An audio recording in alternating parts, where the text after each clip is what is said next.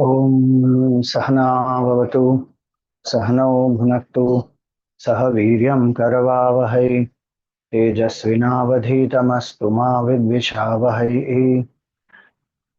ॐ शान्ति शान्ति शान्तिः।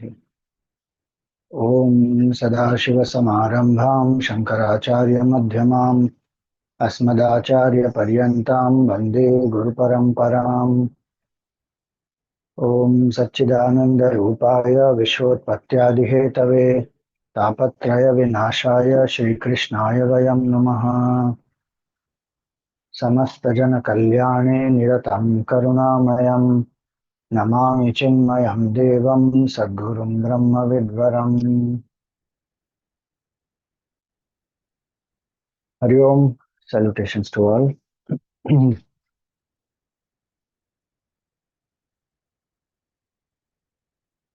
So here in this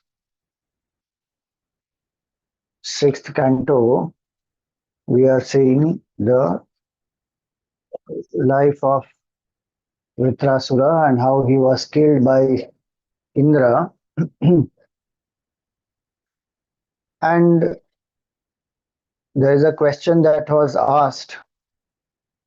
So the 13th chapter is where Vritrasura has been killed, and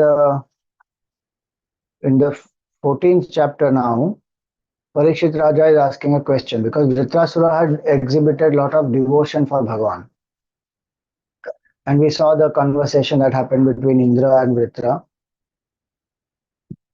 So 14th chapter begins with this question of Parikshit, where he says that Rajastamasva bhavasya brahman vritrasya papmanaha narayane bhagavati kathamasi dridhamatihi.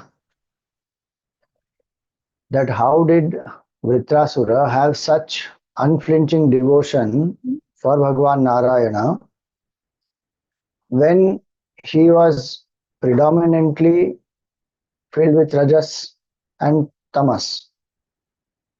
Rajas tamas svabhavasya. Then this so Parikshit Raja gives a certain hierarchy to glorify bhakti. So he says, Devanam Shuddha Sattvanam Rishinam Chamalatmanam Bhaktir Mukunda Charane Naprayeno Pajayate. Even for Devatas, Devanam Shuddha Sattvanam Rishinam, even the rishis who are filled with Shuddha Sattva, Amalatmanam, people who are very pure in the mind, even for them, Bhakti Mukunda Charane, devotion for the lotus feet of Bhagavan, Mukunda Muktim Dadati iti Mukundaha. So, bhakti for that Supreme Lord Mukunda does not arise so easily. Prayena upajayate na. Rajobhi samasankhyaataha पार्थिवैरिह जन्तवः तेषां ये केचने हन्ते श्रेयो वै मनुजादयः. So he says that even the living beings, how many are the living beings? As many are the grains of sand. Rajobhi sama sankhyaataha parthivairiha. As many grains of sand or dust particles are there, that many living beings are there. Of them, tesham ye kechane hante, only a few, and shreyo vai manujadayaha, only a few of them, they practice some virtues.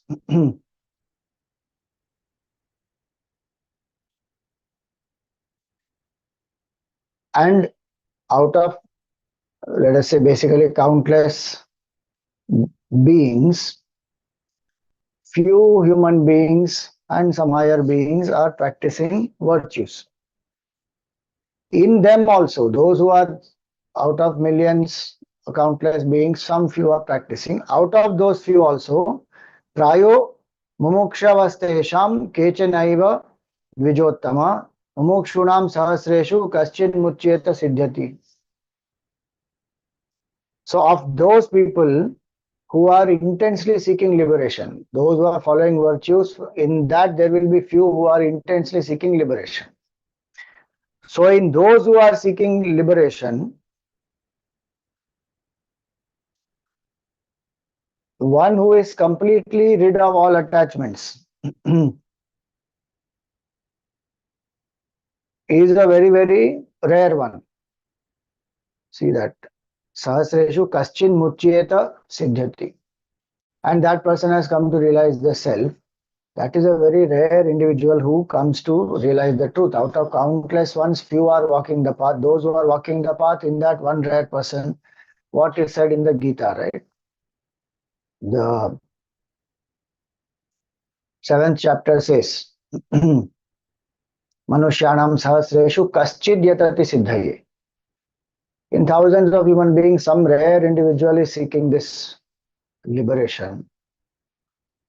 Yatatam api siddhanam. Even those who are striving, kaschin mam veti tatvatah. Some rare individual comes to recognize the oneness and realize the self. So, he says here that among these thousands of them, one person, rare person comes to know this truth. Gita stopped there. Bhagavatam continues ahead. Amongst millions of those people who have realized the truth. See that hierarchy. Muktanam api siddhanam narayana parayanaha. Even those who are mukta, who are free, amongst those thousands of them who are free, Sudurlabha Prashantatma Kotishwapi Mahamune, Kotishwapi, crores of them. In crores of such realized people also, those who are, balanced, Prashantatma, meaning who are free from attachment, sense cravings, the restlessness of the mind, and Narayana Parayana, and who are exclusively devoted to the lotus feet of Bhagavan Narayana, that is the most difficult to find. Vritrastu sa katham papaha sarvaloka patapanaha. Sarvalokopatapanaha. So, among the realized people, only to find somebody who is devoted to Bhagavan Narayana's feet is so rare. How did Vritrasura have such devotion for Bhagavan? When he is not even any of these, he is not practicing virtue, he is not mumukshu, he is not a realized person, and then Bhagavatam says realized person also, in that somebody who is exclusively devoted to Bhagavan's feet is rare. So, that's the question. This Vritra tu katham papa, he is sinful Vritra, and who goes on tormenting the whole world. Itham dridhamati Krishna asit sangrama ulbane. Then how did he have so much of devotion to Bhagavan? And where? Sangrame, sangrama ulbane, in the terrible circumstances of a war. There where life is at stake, one can die any minute, and one is fighting against Indra. So that Vajra of Indra is going to definitely kill him. All that, in spite of it, what has happened? How did he have devotion? So that's the question. Atrana samshayo bhuyat shrotum kautuhalam prabho yah paurushena samare sahasraksham atoshayet. Sahasraksham atoshayat. So he says, now this is our question. Because this is a great doubt that we have, and so we want to know about it. You please tell us. So now Sutaji, he says that when Parikshit asked such a question, and then Shukdev Maharaj, he welcomes this inquiry and he starts giving the reply. Shri Shuka Vacha Shunushva Shunushvavahito Rajan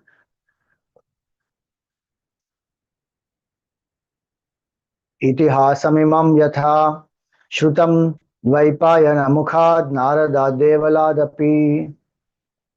So he starts narrating the backstory of this Vritrasura. He says that I will tell you the story which I have heard from my father Vedavyasa Rishi, as well as from Naradji and Devala also. So from three sources he has heard this.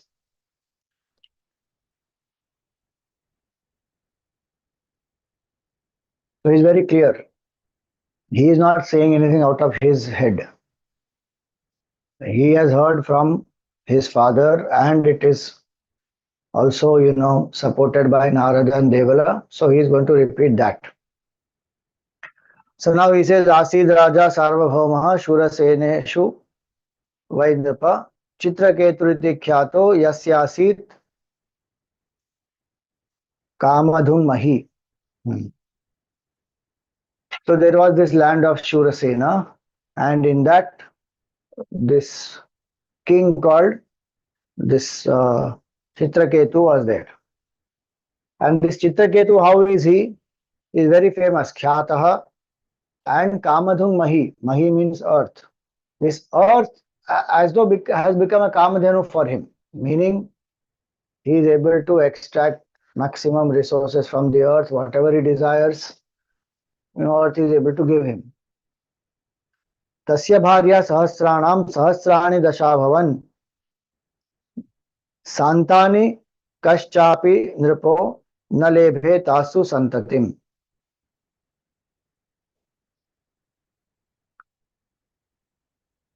He had 1 crore wives. See that. Sahasranam sahasrani dasha bhavan. 1 crore wives he had, but though he is capable of having children, santatim na labhet asu. He did not have even one. And so what happened to him? Very anxious he became. Rupaudarya vayo janma vidyaishwarya shriyadibihi sampannasya gunai sarvaihi chinta vandhyapa terabhut. Now, this chinta, this anxiety filled him. He has everything. See that.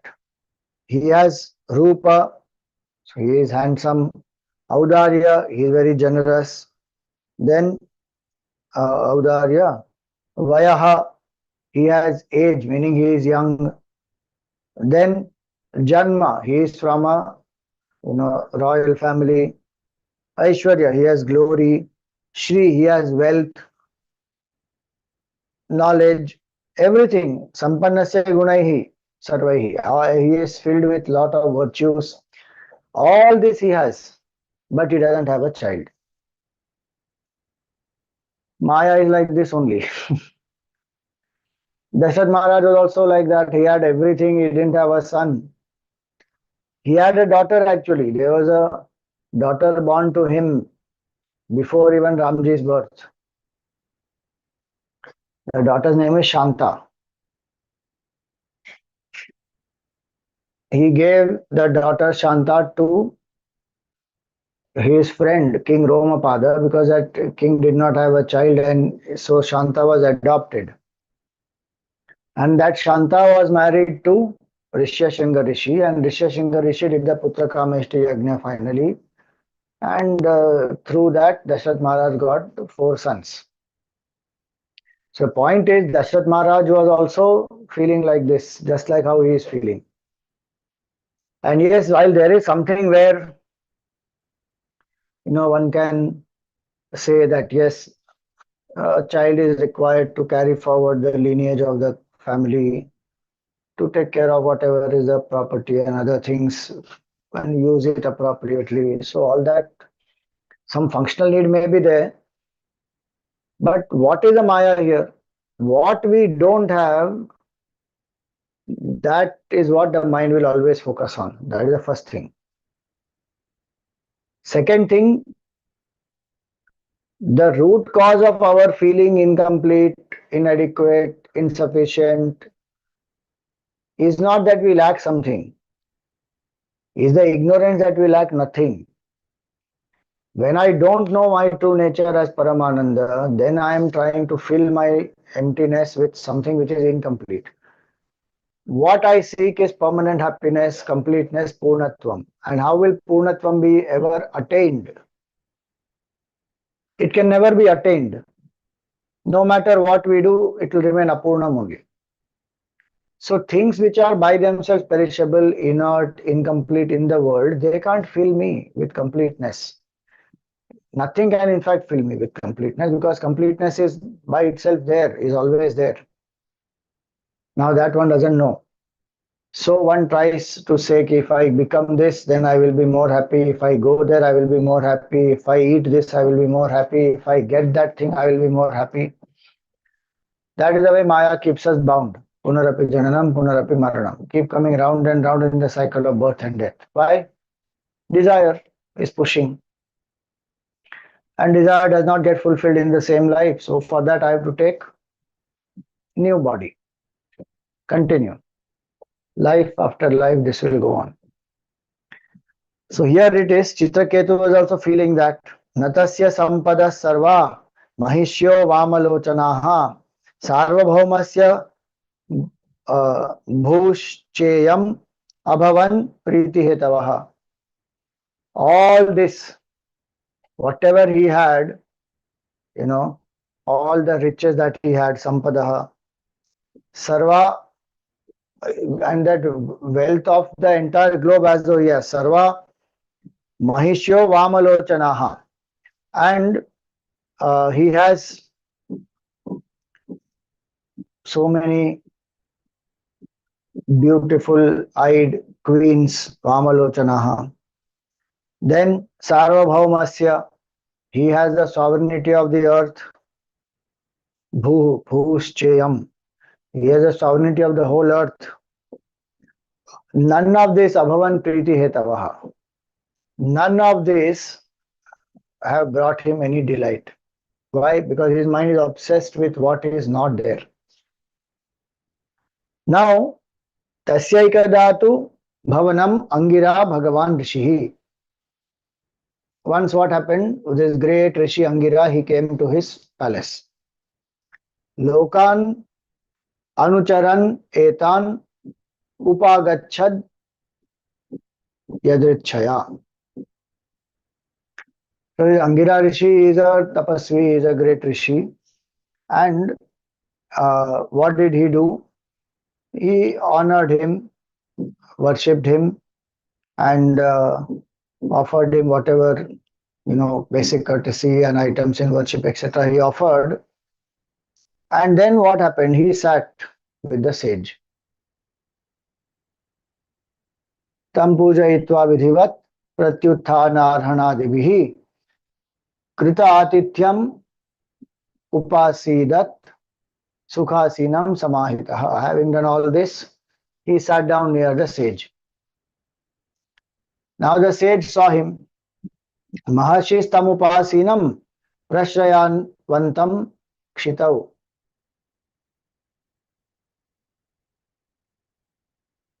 Prashraya vanatam kshitau pratipujya maharaja samabhashed amabravit. Idam abravit. So the sage, he saw him, and he asked him,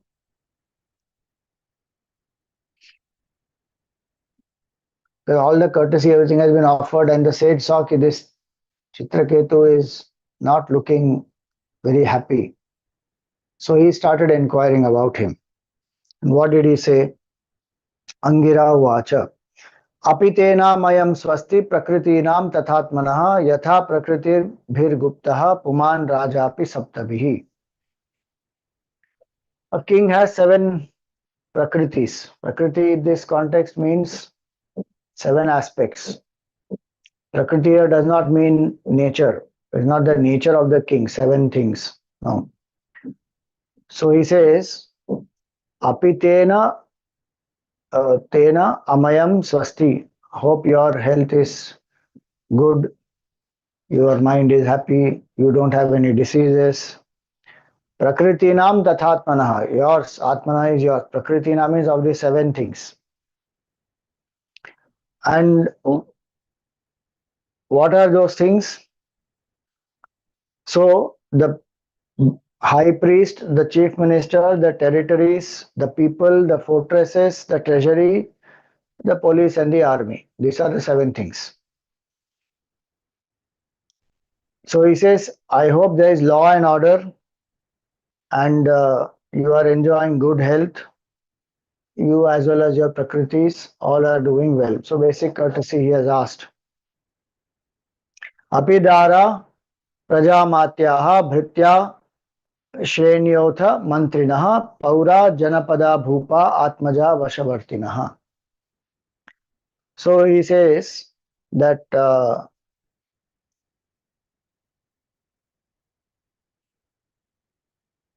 this king, so little more he goes ahead to say that just like the jiva is protected by the seven layers. What are those seven? Mahat Tattva, the cosmic intelligence, and Ahankara, and five subtle elements. These are the seven things that make up the subtle body. Now, he says, just like the jiva is protected by these seven, you are protected by the seven prakritis that are there. And you are happy. That's the inquiry. The king can enjoy the blessings of sovereignty by actually placing himself under the control of his prakritis, and prakritis are likewise enriched by the king by following his will and carrying out his commands, O ruler of men. Atmanam prakritishu baddha nidhaya shreya apnuyat rajnya tatha prakritayoho naradevahi tadhayah. Both complement each other, both are to support each other and protect each other. So these are inquiries he makes, and through that he is also telling him Rajadharma. Then he says that a king can enjoy the blessings of sovereignty by actually placing himself under the control of the Prakriti. That's what we just saw. Then he says, are your wives, subjects, ministers, servants, people following particular trades, counselors, citizens, inhabitants of the other parts of your state, tributary chiefs and offsprings obedient to your will? Meaning, do they listen to you? Atmaja Vashavartinaha. Now, when Vashavarti said, one should not think, oh, now why is the king controlling all of them? There is no such thing. This is the king governs. And so he is asking, I hope they all are listening to you and you are able to do what is good for them. All these follow the will of the man whose mind is under his control. This is a very nice one. Yasyatma anu vashas chetsyat sarve tad vashaga ime. See, we want to control others, but we have no control on ourselves.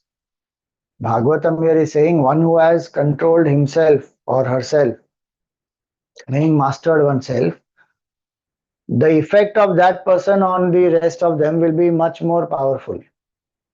But when we have not mastered ourselves, then we try to control people, dominate and boss over. It will not work. They may do once or twice because of some fear, pressure, some compulsion. They are helpless sometimes.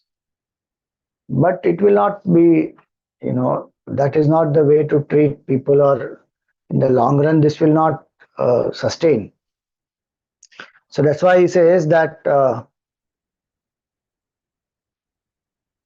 Tadvashaga ime.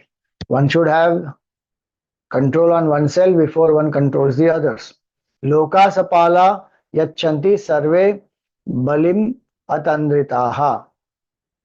So he goes on to say that all the words, along with their guardian deities, dutifully offer tribute to such a person who has attained self mastery. So even a king is supposed to, live in such a way that one is in control of one's own body, mind, intellect. Why does one need control? Because there is choice. And when choice is there, one will want to make choices where it may be adharmic, it may be some temptation one falls for, some distraction, and one loses control. Then the karmic consequences will also come, and then if the king is doing certain things which are not right, appropriate, or immoral, Raja will just follow. Whole society will disintegrate. So, very important it is that the king ensures that the king lives in a certain self discipline. So, he says this uh, such a person who lives in self discipline, the world will offer a tribute to that person. Now he comes to the Chitraketu specific case, and he says, Atmana priyate natma paratasvata evava lakshye alabdha kamam tvam chintaya shavalam sumukham. He says, looking at your face, you are filled with worry, and your face is discolored with anxiety. So he says, I thereby conclude that you have not attained the object of your desire. What did he want? He wanted a child. That child only has not come. 1 crore wives he has, he couldn't get a child. So, very dejected, sad. So, Angira Rishi says, I think you have not attained the object of your desire. So, he says, Evam Vikalpito Rajan Vidusha Muninamapi Muninapi Saha Prashtayavanta Ubhyaha Abhyaha, sorry. Praja Kamas Tato Munim. So he says that all this sadhu, all this when Angira Rishi said to him, though Angira Rishi is a very great, maybe a Trikala Jnani, he still asked to Chitraketu ki, what do you seek? Why are you like this with so much of anxiety and you have so much of stress? So to him, Chitraketu, he bent low with all modesty, humility, and what did he reply? So he said, Chitraketuru Vacha. Bhagavan kimna viditam tapo jnana samadhibhi yoginam dvatsta papanam bahiranta sharirishu. That you are a great yogi, all your papas have got destroyed. Inside the body, outside the body, through tapasya, you have destroyed the papas. And what is there which is not within the reach of such great yogis? Himna viditam, what is it that is not known? Why? Tapo jnana samadhibhi. Through these three, through austerity, tapas, then jnana, that is spiritual enlightenment, and samadhi is absorption in the truth. So he says, those yogis who have purified their mind, who are abiding in this truth, what is not known to them? Still, because you are asking the question, I am going to answer. Because you have asked it, so it is your command as though, and so I am going to speak about it. And he says, the thought which is foremost in my mind to you who ask me about it, even though you know it. Then he gives one example. He says, Lokapalairapi prathyaha samrajyaishwarya sampadaha na tadanyantya na tadanyantya prajamam kshutra kama mivapare.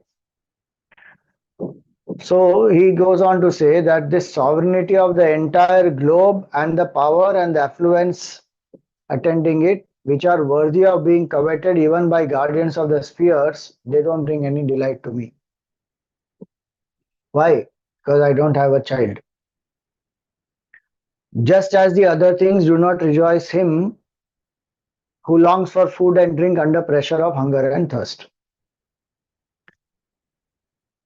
So he says, you please protect me and show me some way out. Tata pahi mahabhaga purvai sahagatam mama yatha tarema dustaram prajaya tad videhinaha. Now you please tell us how to get out of this darkness of this hell, and why we have reached here because of all our karmas, our ancestors, and not able to cross over whatever may be the negative consequences because of which a child is not born. Now please help us to cross over this dark abyss of being issueless. So Shukdev ji, he replies that what did Angira Rishi do? So he was a very merciful person. He is a son of Brahmaji. In the Saptarishis he will come. So what did he do? He said ki we should do some special offerings to Tvashta. And through that Havan, through those offerings, we will propitiate him, and through his grace, you will get the child. And he said that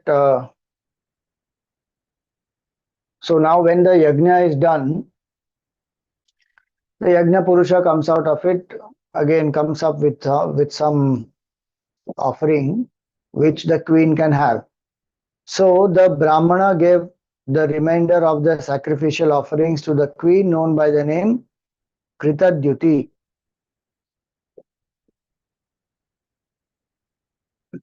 The eldest queen. 1 crore queens may say the eldest one is Kritadyuti. And to that Kritadyuti, this offering was given, and Angira Rishi told to Chitraketu, O king, a son who will be the source of both joy and grief to you will be born to you. Now this is what the Rishi said. That line is Harsha Shoka Pradastubhyam iti Brahma Suto Yayau. Having said that, he went from Brahma Suto Yayau. He went there. He went from there. So now this is Angira Rishi's blessing. The son will be what? Will also bring joy and will also bring grief. Now, possibilities of bring joy and grief coming, there are so many possibilities. Child is not the only one, but in this context, it is that because that's what he wanted. So after having said, he left, and the queen started eating the offering that was given to her. So it is said that Sapi tat prashanadeva Chitraketor adharayat garbham kritadyutir devi kritikagre privatmajam. So this Kritadyuti, she conceived a child through this King Chitraketu, and the example given here is of how goddess Kritika, presiding deity over the Kritika Nakshatra, conceived a son through the god of fire. Now when this lady has conceived, the queen has conceived, so it starts growing, day by day it is growing. Example given here is even as the moon waxes during the bright fortnight. So it will keep growing, waxing, and then the waning phase. Okay, that's a limitation of example, but waxing. Like that, the child is growing. Now what happens? Now when the time for delivery has come, a son was duly born, causing supreme delight to all. The inhabitants of the Shurasena's territory who heard it, they all were very delighted that chalo, finally a son is born now. Child is born. In that it happens to be a son.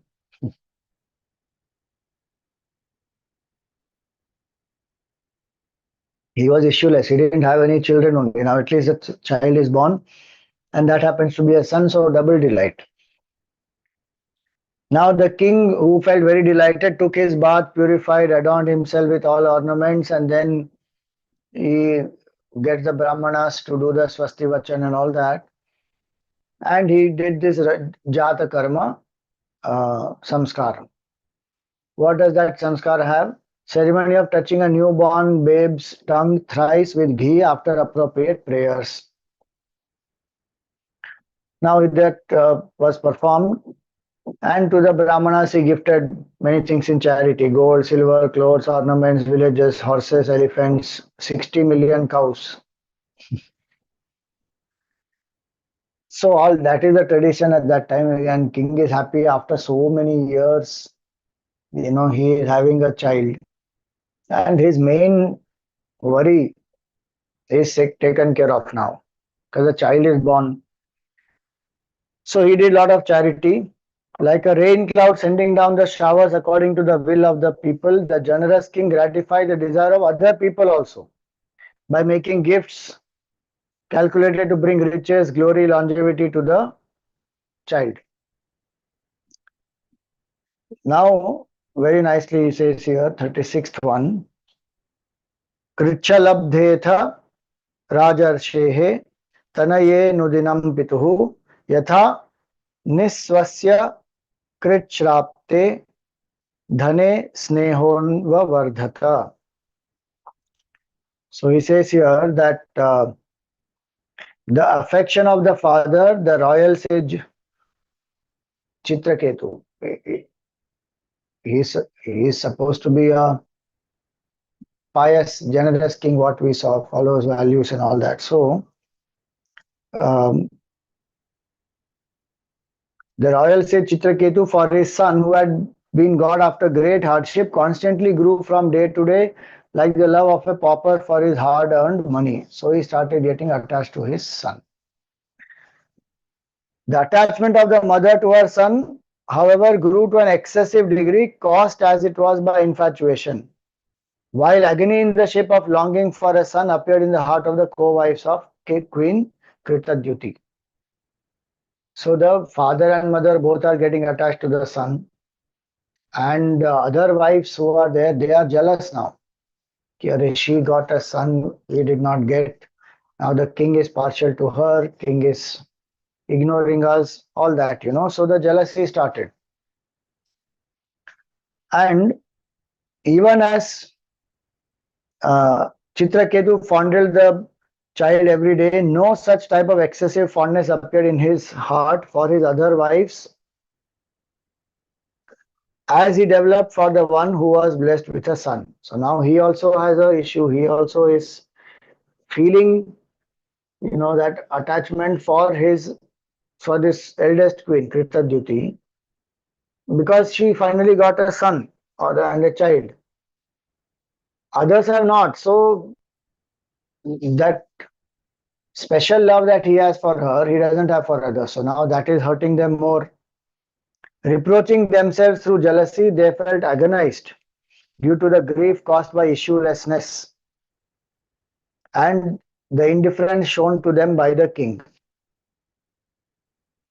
Fie upon the accursed woman without a child, not esteemed at home by her husband, and is insulted like a maidservant by her co-wives blessed with good children. This is their imagination actually. There's only one queen who has a child, and nobody is ill-treating the other queens. But in their mind, they are feeling insecure, jealous. So they are saying, the others behaved badly with them.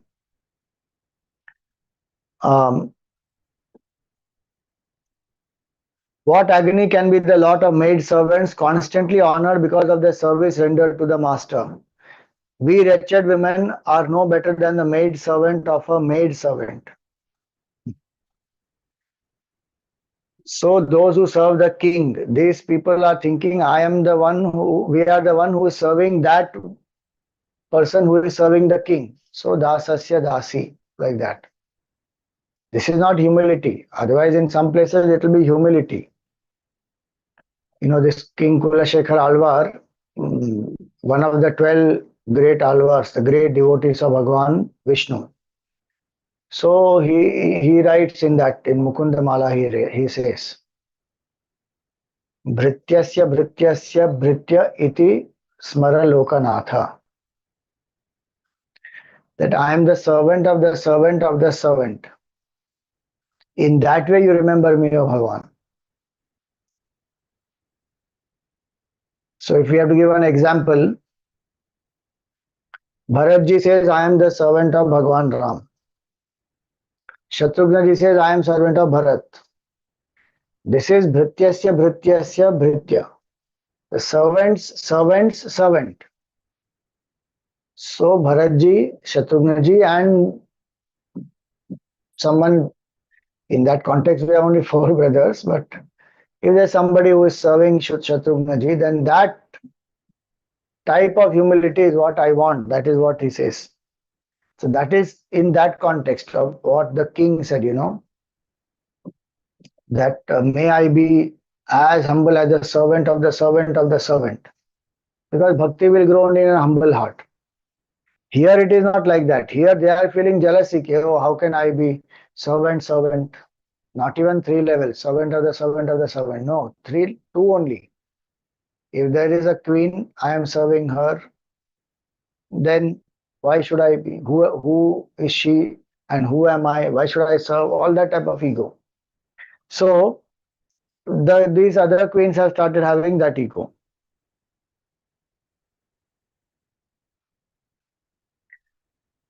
The cruel-hearted ladies who had lost their good sense through deep malice and were full of resentment towards the king administered poison to the child.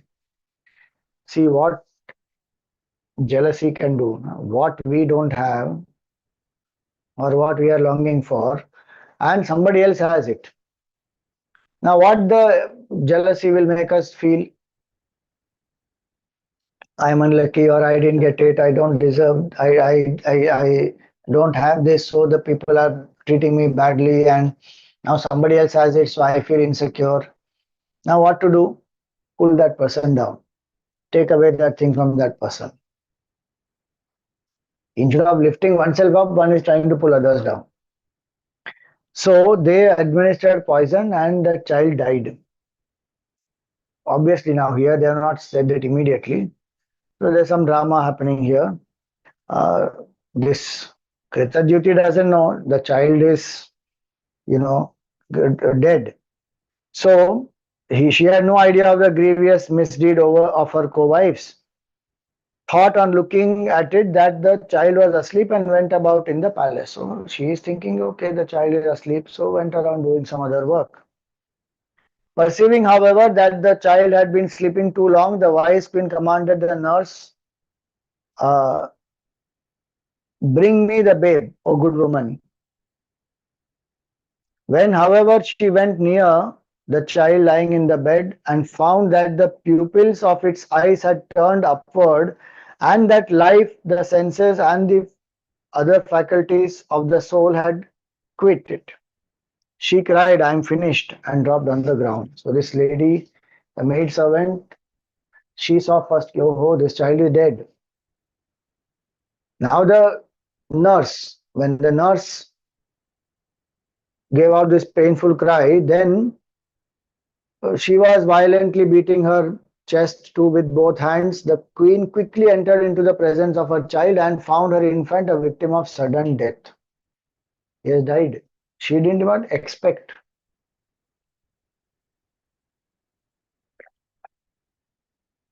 This is one very, difficult thing for a spiritual sadhak to follow, is to act in such a way that others don't get jealous of us. They don't feel threatened by us. They don't feel that they are up against us. So it is they versus us. Now, obviously, we can do certain things in our control to be loving, polite, communicate, establish a bond, you know, all that one can do. And one is not consciously doing something to make them feel lesser. If this queen who had a son went around teasing every other queen, saying, you see, I only got, you all didn't get, useless you are. The king loves me more because I have given a child. If you have that capability, then you also produce and show, let us see. Now, if one has that attitude, then obviously it will be you versus them. But if one is loving, kind, compassionate, then the challenge will not be there at all. People, at least from, one's, from what is in one's hand, one has not done something to instigate them or to, create jealousy in them. Now, if one has been loving, polite, kind, and all that, and still people are jealous, that is their problem. Then we can't help it. In the Gita, I am saying this based on the Gita. In the Gita 12th chapter, Bhagawan gives this, Bhakta Lakshan. In that one line comes there. Yasma na udvijate lokaha, loka na udvijate chayaha. Harsha marsha bhaya udvegaihi mukto ya sachame priyaha. Who is not disturbed by the world and who does not disturb the world? That devotee is one who is dearest to Bhagavan. Here, the queens, other queens, see, even if this queen has not gone, Kritadyuti has not gone and tried to show off, the heart of the other queens is empty. This comparison and feeling insecure and all this will come when I'm not happy with myself, I'm not secure with myself, then I want to get something else and become happy. And then if somebody else has and I don't have it, then jealousy and then try to pull that person down. All waste of time, energy, resources, everything. So one has to be secure within oneself. That is the main thing. Otherwise, one may even get a child, still the insecurity remains. It's not about things, it is about what I know about myself, how I feel, what are my goals, and how do I align myself with that. It is that. So, when this queen entered, the maid was already crying, and then the queen entered and she saw, yes, the son is gone. Now she fainted on the floor, her hair flung about, garments thrown out of order, and the nurse who was there, she was anyway crying. Now hearing all that, what happened? The other inmates who are there in that palace, both men, women, they all came there. And they started sharing the queen's grief. And even all the other queens, they also shed crocodile tears. They only are responsible for the death of this child, but crocodile tears. Society has to see. Perception, bapre. So much is perception game. Truth is something else only. But what is propagated, presented, oh. You see war also which happened some time back. How much lies after lies that Pakistan goes on saying. Lies. This many planes we have brought down, this many soldiers we have killed, and that airbase we have destroyed. What?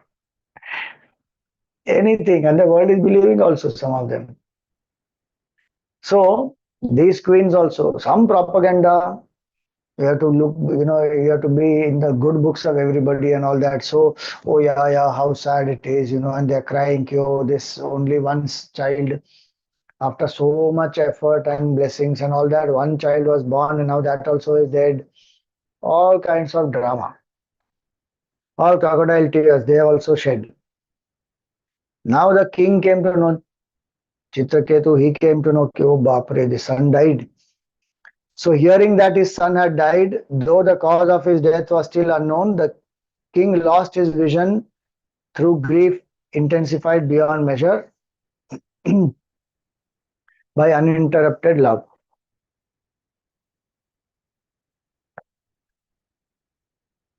So when the so he went there with all his ministers and all. He goes there, followed by his ministers and other people, and surrounded by the Brahmanas. He came stumbling and falling on the way and sighing deeply. And he also saw Kyore, the son is dead. He fell there.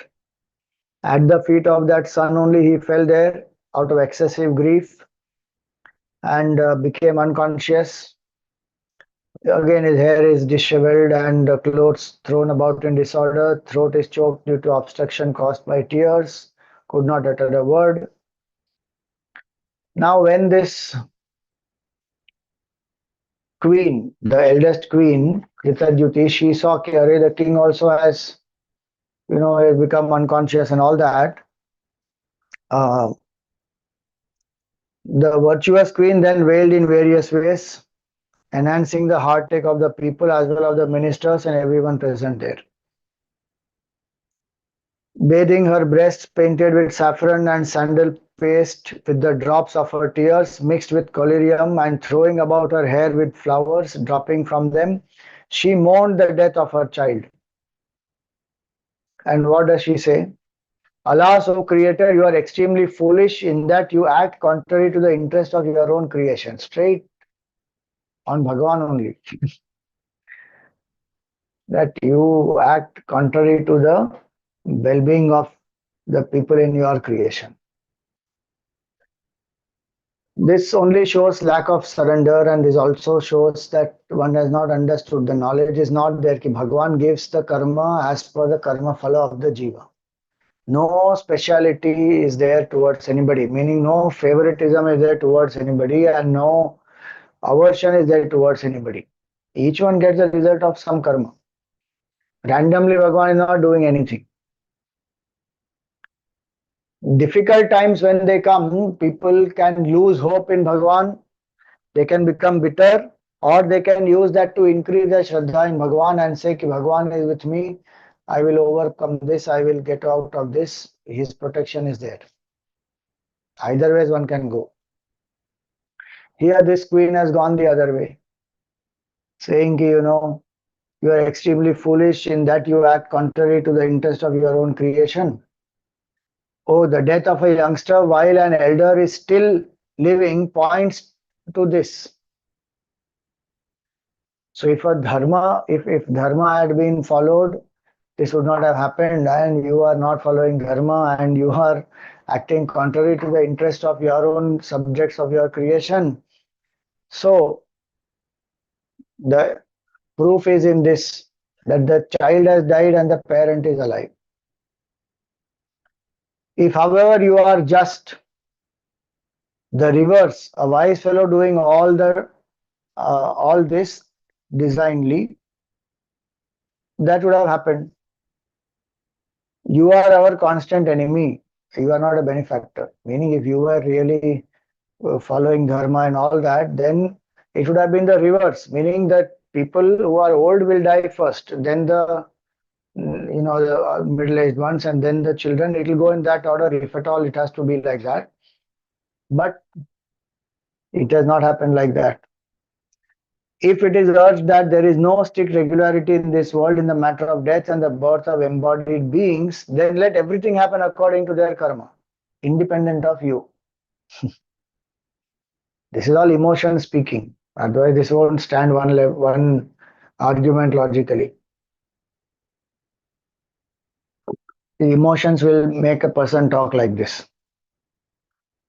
It is strange, however, that you are cutting asunder this cord of affection which was produced by yourself for the growth of your creation. Between the child and the mother, there's a bond, there's a closeness, and now suddenly the child has died, and so that bond is cut, and now the mother is in so much of pain. So she's telling Bhagavan this, that you only produce this so that creation will go forward, and now you have only snapped it. Now looking at the dead child, she says, and you, dear child, ought not to forsake me, a wretched and helpless woman. Look at your father burning with grief. with you as our pilot, we could easily cross the dark regions of hell. See, putra literally means that pum nama narakat trayate iti putra. One who helps the parents and the ancestors to mm, not go to the places to suffer. Some naraka called pum. So by doing the antyeshti karma, shraddha karma, pindadan, tarpan, all that, the sadgati of the jiva is ensured. Now, obviously, it all depends on the karmic baggage of the jiva also. One can't say that jiva could have done anything and then the child will do the antyeshti karma and the jiva is free from all the baggage of karmic consequences. No, no. Thinking of it in a general way that there is a person who has lived a morally right life and earned whatever with dharmic means. Now, when that person dies and there is a child who will do the samskaras, then that sadgati of the jiva will happen. So that's why she says here that, you are our, like a means to cross over this terrible suffering in the hell. Now that is gone. With you as our pilot, we could easily cross the dark regions of hell, which is difficult to cross for the issueless. That's the whole point. Those who don't have children can't cross. Meaning, see, we have to understand some of this also in a broader context. The idea is not only to say that only if children are there, then they will get sadgati, otherwise they will all fall. Not necessary. This is in general. If the person is continuing to do sadhana, tapasya, anchor in Bhagawan, doing the nitya puja or japa, whatever sadhana one takes up, then in that big context, it doesn't matter. But yes, in society it matters because now then everybody starts taking to that path. Okay, I don't want marriage today. That's what is happening. Not that they want to do some tapasya and be some renunciates or live in some, spiritual sadhana. They don't want marriage because of selfishness. Some of them, different reasons people have. Some of them are concerned about whatever the legal consequences could be, and their laws are stacked against men as of now. Some people are considering about commitment. Can I live with the whole, same person whole life? So many reasons are there why people don't want to get married. So here, um,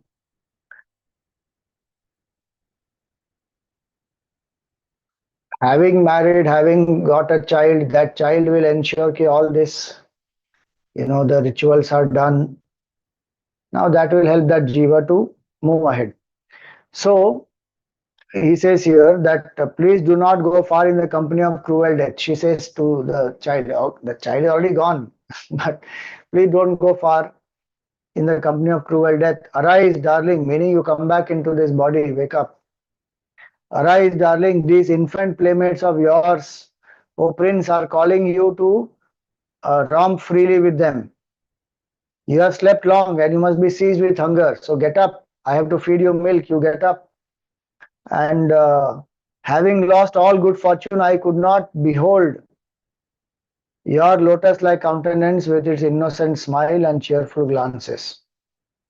Or taken by the cruel death, you have gone to the other world, whence you are not going to return. For I no longer hear your sweet words. So she is lamenting like this now. And Shukdevji resumes there. He says that along with the queen, the emperor Chitraketu also wailed at the top of his voice, extremely agonized as he was. Now, in this way, when both of them are wailing, all the others who were there, those who were devoted to that king, so all the men as well as women, they all wept and everything was lifeless as it were. Now the king has also lost his consciousness, and the queen is also in despair. At that time, what happens? Again, Angira Rishi comes with Naradji. So that's why this 14th chapter ends. And what happens further? that we will take up in our next class.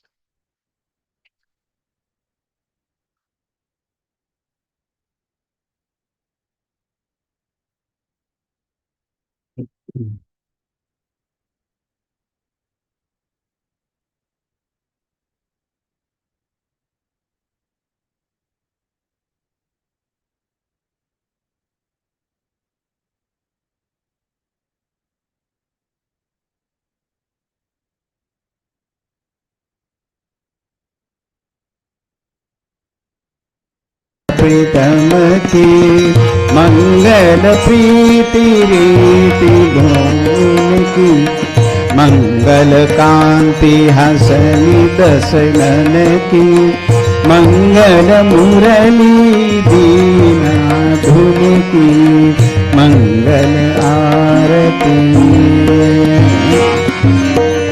मंगल बणिक त्रिभंगी हरि की मंगल सेवा सब सहचर की मंगल सिर चंद्रिका मुकुट की मंगल छवि नयन में अटकी मंगल आरती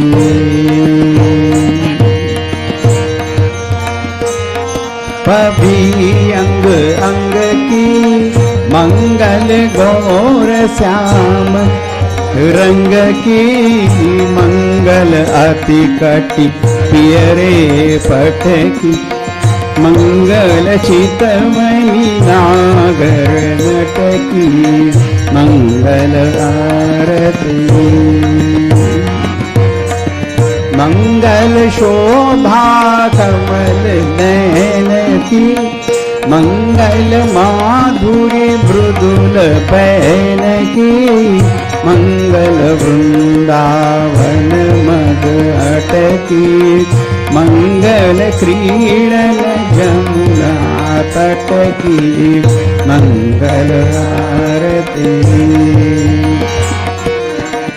मंगल चरण अरुण तरुवन की मंगल करणी भगति हरिजन की मंगल जुगल प्रिया भावन की मंगल श्री राधा जीवन की मंगल आरती प्रिया प्रीतम की मंगल प्रीति रीति डोल की मंगल आरती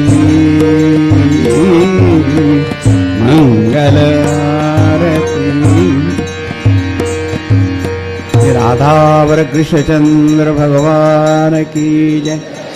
ओम न तत्र सूर्यो भाति न चंद्र तारकम् नेमा विद्युतो भान्ति कुतोऽयम् अग्निः तमेव भान्तमनुभाति सर्वं तस्य भासा सर्वमिदं विभाति।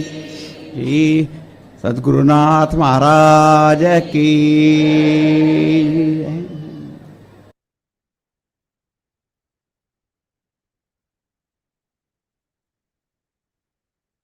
What are the 7 elements that make up the subtle body? 7, yeah. So 5 elements, Mahat Tattva and Ahankar.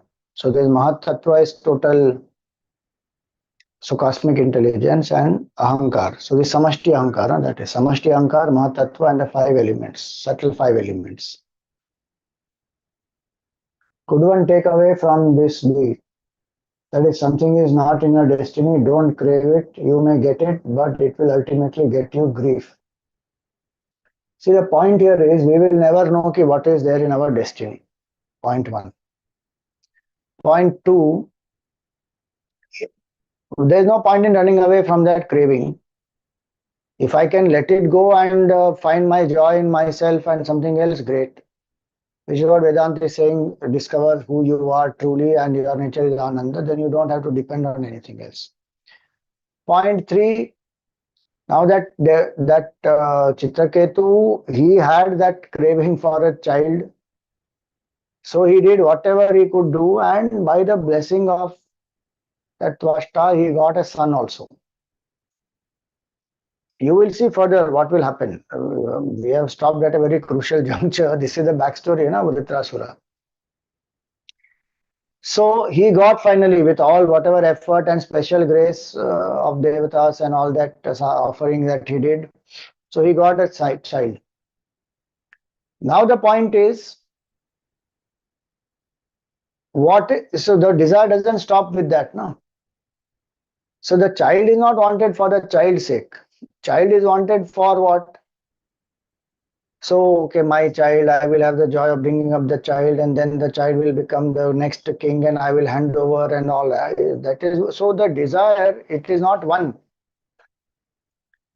With that are connected so many other desires. They will all come now, and now those desires are not getting fulfilled because the child died. Now grief is there. So the point there is my expectation and attachment. When this will happen, then only I will be happy. That has to be handled, because each one comes with their baggage. The child also has come with his past baggage. It's not suddenly one independent jiva who has come in one's life. Child has come with his karma. The parent is having his own karma.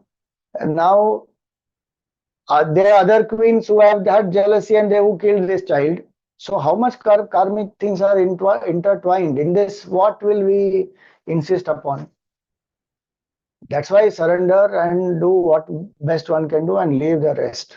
Beyond that, one can't do anything more. That one doesn't understand. So main point to be learned from this is, one of the things is surrender. That the chapter began with that, no? The devotion to Bhagawan's feet is very rare. What does the devotion mean? That means surrender. The learning need not be this, that you don't crave for it, because if you get it also, it will be taken away from you and you will get grief. Anyway, anything what you get also will be taken away from you, no? Even what is there in that so-called destiny is temporary only. Suppose with 1 crore queens, he had 50 children, let us say. As though those 50 children are going to be with him all the time. He is going to get grief even through those 50 children, because they are temporary. Either some of them will go or he will go. Some will turn out to be good, some may turn out to be bad, indifferent, anything. So prarabdha and each one's karma is so much. In that one can get completely lost. So best is hold on to Bhagavan's feet, do what best one can do, leave everything else, because that is all useless and perishable anyway. If I don't have devotion to Bhagavan, I can do anything, but I will be in misery only. Whether desire is fulfilled, not fulfilled, craving is there, craving is fulfilled, it is all nothing, no use. And if bhakti is there, anything can happen to me, I will be secure. Look at Prahlad ji, what all he went through, Bapre. Nothing, no problem. Why? Devotion to Bhagavan. That's all is required. So the main point in my understanding is this: be Narayana Parayana. Be surrender to Bhagavan. That's it. Om Purnamada Purnamidam Purnat Purnamudachyate Purnasya Purnamadaya Purnameva Vashishyate. Om Shanti Shanti Shanti. Harihi Om Shri Gurubhyo Namaha. Harihi Om.